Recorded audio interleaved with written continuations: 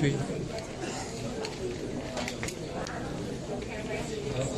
哎，不好意思，来，我中间给你。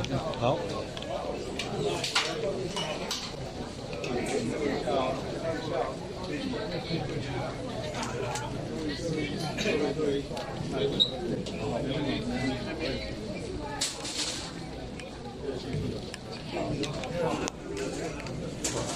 很厉害。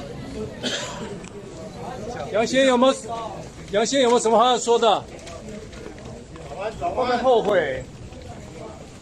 还是有没有什么话对家人说？有没有？是非常的后悔，非常后悔，非常后悔。但是我也很高兴回来台湾。为什么很高兴回来台湾？那边过得不好是吗？